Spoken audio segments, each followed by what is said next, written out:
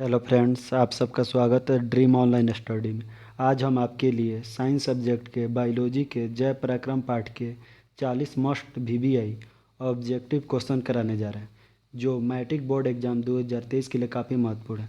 जो लोग इस चैनल को अभी तक सब्सक्राइब नहीं किए हैं, जल्दी से सब्सक्राइब कर लें तथा ज़्यादा से ज़्यादा शेयर करें, ताकि इस क्रैश कोर्स का लाभ अधिक से अधिक बच्चों को मिल सके जो मैट्रिक बोर्ड एग्जाम 2023 का तैयारी कर रहे हैं।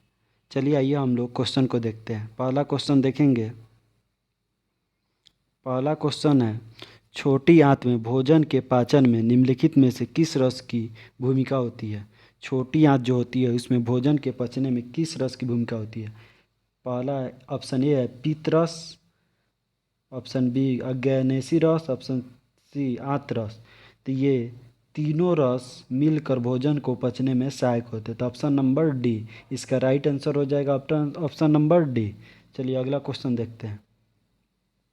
अगला क्वेश्चन देखेंगे 2 नंबर। अमस्या में अधपचे भोजन के लेई की तरह के स्वरूप को क्या कहते हैं। अमस्या में जब पूरी तरह से भोजन नहीं पचा रहता है तो उसके लेई के रूप को क्या बोलते हैं। तो उस लेई के रूप को काइम बोलते हैं। उस लेई के रूप को क्या बोलते हैं, काइम। Option number A. अगला क्वेश्चन देखेंगे। निम्नलिखित में से कौन एमिनो अम्ल के विखंडन से बनता है। एमिनो अम्ल के विखंडन से कौन बनता है। तो अमीनो अम्ल के विखंडन से अमोनिया बनता है। अमीनो अम्ल के विखंडन से क्या बनता है, तो अमोनिया बनता है। चलिए अगला क्वेश्चन देखेंगे। स्वपोषण के लिए आवश्यक है, यानी स्वपोषी पोषण के लिए आवश्यक है। स्वपोषी पोषण के लिए क्लोरोफिल, जल एवं कार्बन डाइऑक्साइड, सूर्य प्रकाश, ये चारों की आवश्यकता पड़ती है। तो इसका आंसर हो जाएगा ऑप्शन नंबर डी, इनमें से सभी। चलिए अगला क्वेश्चन देखेंगे। चाइल का अवशोषण होता है। चाइल जो होता है उसका अवशोषण कहाँ होता है, तो चाइल का अवशोषण इलियम में होता है। चाइल का अवशोषण कहाँ होता है, तो इलियम में। चलिए अगला क्वेश्चन देखेंगे।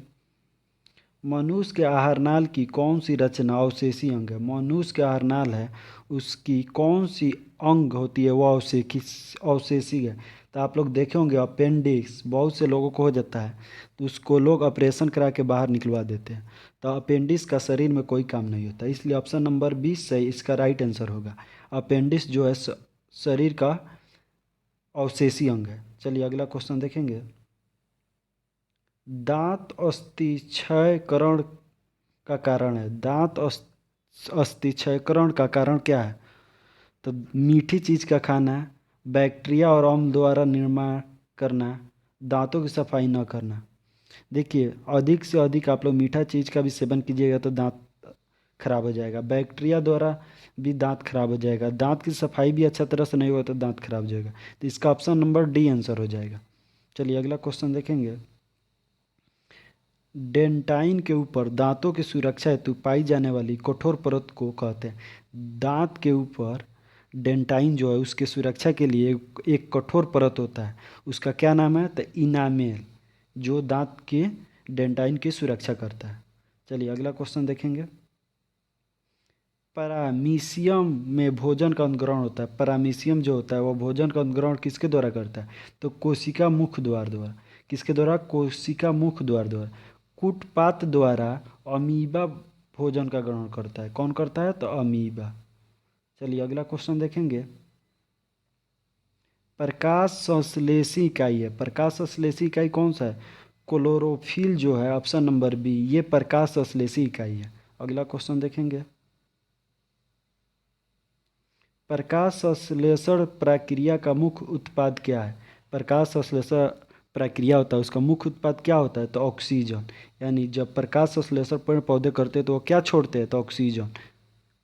तो उसका मुख्य उत्पाद क्या है, तो ऑक्सीजन। चलिए अगला क्वेश्चन देखेंगे। परामीशियम में पाई जाने वाली पोषण विधि को क्या कहते हैं। परामीशियम जो पोषण करते हैं उस विधि को हम क्या बोलते हैं, तो मृतजीवी बोलते हैं। उसको क्या बोलते हैं, मृतजीवी। Option number B. चलिए अगला क्वेश्चन देखेंगे। निम्नलिखित में से किसे प्रकाश संश्लेषी अंग कहते हैं।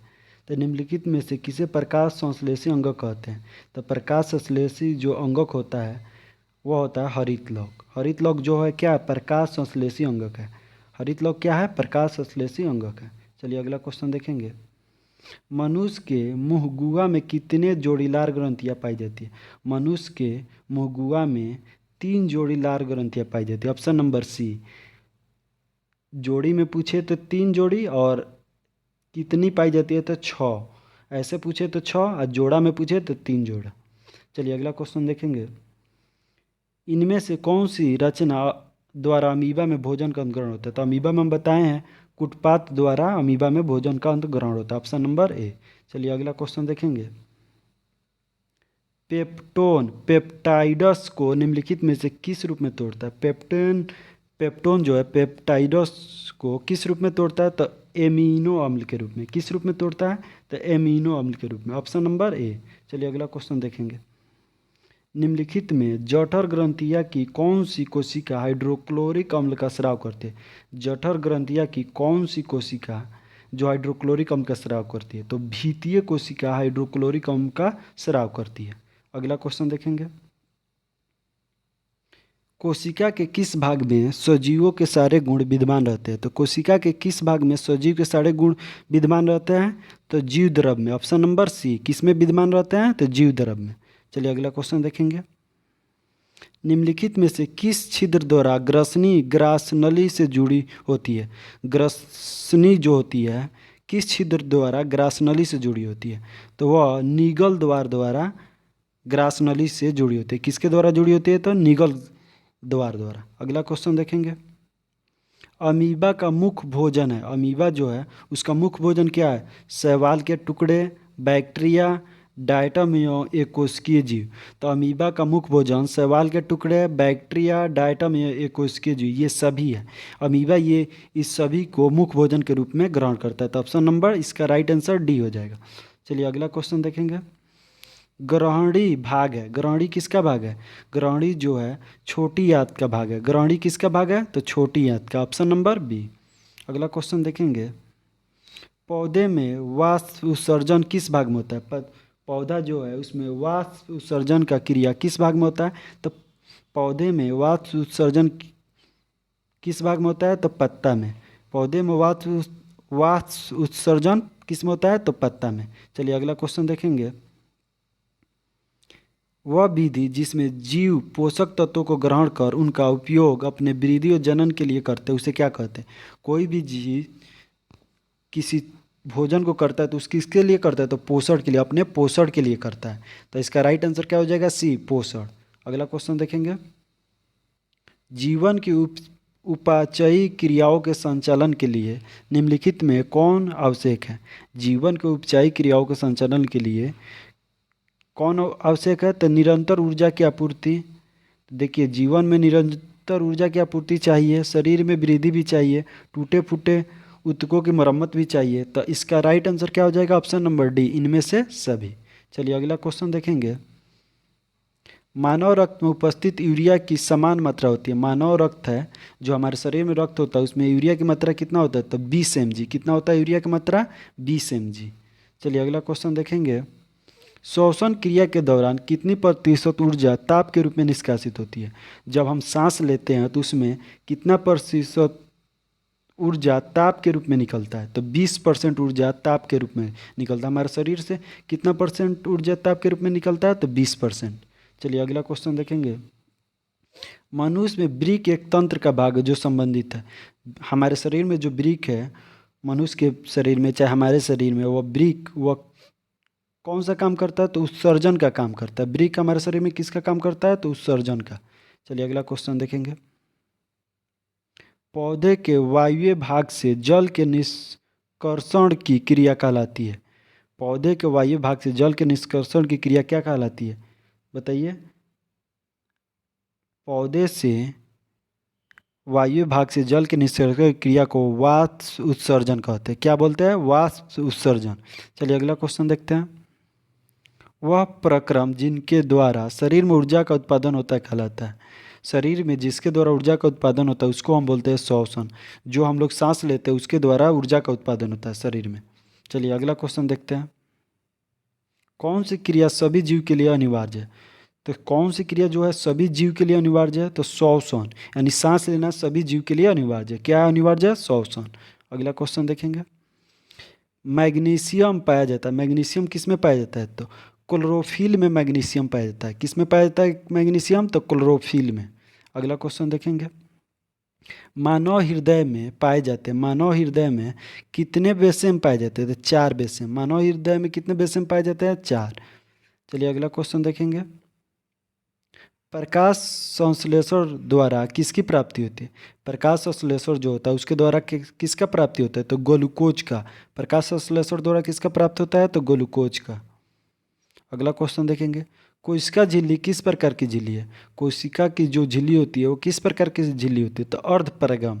कोशिका झिल्ली किस प्रकार की झिल्ली है? तो अर्धपरागम। चलिए अगला क्वेश्चन देखेंगे। मानव में डायलिसिस थैली है, मानव में जो डायलिसिस थैली होती है वो होती है उसको क्या बोलते हैं? तो नेफ्रॉन। डायलिसिस थैली को क्या बोलते हैं? नेफ्रॉन। चलिए अगला क्वेश्चन देखेंगे। मत्स्य का मुख्य श्वसन अंग है, जो मत्स्य होते हैं, मछली होती है, आप उसका मुख्य अंग, मुख्य श्वसन अंग यानी सांस लेने का अंग क्या है? तो गिल्स। मछली किसके द्वारा सांस लेती है? गिल्स के द्वारा। चलिए अगला क्वेश्चन देखेंगे। दही के जमने में निम्नलिखित में कौन सी क्रिया होती है? जो दही जमता है, दूध से दही जमता है, उसमें कौन सी क्रिया होती है? तो किण्वन। कौन सी क्रिया होती है? तो किण्वन। चलिए अगला क्वेश्चन देखेंगे। रक्त का थक्का बनने में सहायक होता है, रक्त जो है उसको थक्का बनने में क्या सहायक होता है? तो रक्त बिम्बाणु। रक्त का थक्का बनने में क्या सहायक होता है? तो रक्त बिम्बाणु। चलिए अगला क्वेश्चन देखेंगे। पाचन क्रिया पूर्ण होती है, पाचन क्रिया कहाँ पूर्ण होती है? तो छोटी आंत में। पाचन क्रिया कहाँ पूर्ण होती है? तो छोटी आंत में। अगला क्वेश्चन देखेंगे। छोटी आंत की दीवार में पाई जाने वाली ग्रंथियों के स्राव को क्या कहते हैं? छोटी आंत के दीवार में पाई जाने वाली ग्रंथियों के स्राव क्या कहते हैं? तो आंतरस, सक्कस एंटीक्रस, सक्कस एंटीक्रस, यानी ये दोनों। ऑप्शन नंबर डी, ए और बी दोनों। आंतरस भी कहते हैं और सक्कस एंटीक्रस भी कहते हैं। चलिए आज के वीडियो में इतना ही, फिर मिलते हैं नेक्स्ट क्लास में। Thank you.